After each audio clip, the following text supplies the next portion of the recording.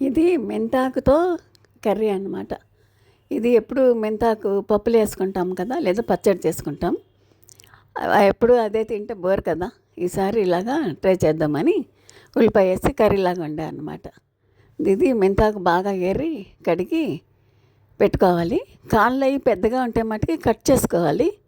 Cut చేసుకుంటే ఉల్లిపాయతో పాటు కూర అంతా కలుస్తుంది అనమాట. లేకపోతే కాడలు కాడల్లాగా ఉండిపోద్ది ఆకు. అందుకని నేను కట్ చేసుకున్నాను. ఉల్లిపాయ 2 ఉల్లిపాయలు సన్నగా కట్ చేసి పెట్టుకోవాలి. 2 పచ్చిమిర్చి.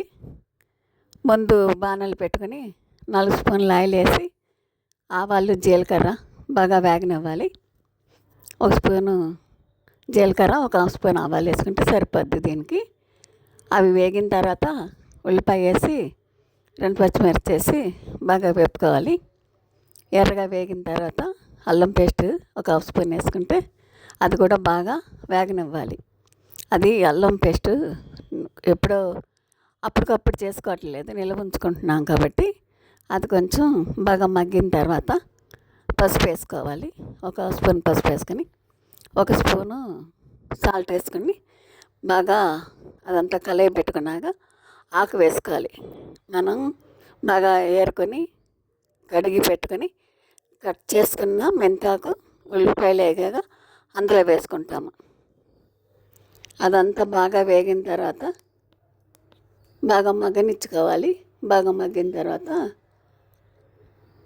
కారం వేసుకొని అప్పుడు కొద్దిగా వాటర్ పోసుకుంటే, వాటర్ అవసరం లేని వాళ్ళు కూడా అలా మూత పెట్టి మగ్గబెట్టుకోవచ్చు.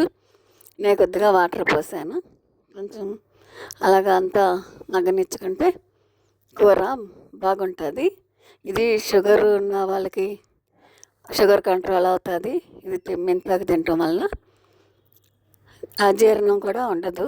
బాగా జీర్ణశక్తి పెరుగుద్ది మెంతాకు వలన. జ్ఞాపకశక్తి కూడా పెరుగుద్ది. ఇది చిన్నపిల్లలు పెద్దలు అందరూ తినచ్చు. ఈ కూర చాలా హెల్త్ పరంగా చాలా మంచిది. కావాల్సిన వాళ్ళు కాస్త కూర ఎక్కువ కావాలి అనుకుంటే 4 టమాటాలు కూడా సన్నగా కట్ చేసి వేసుకుని ఉడకనిచ్చుకోవచ్చు.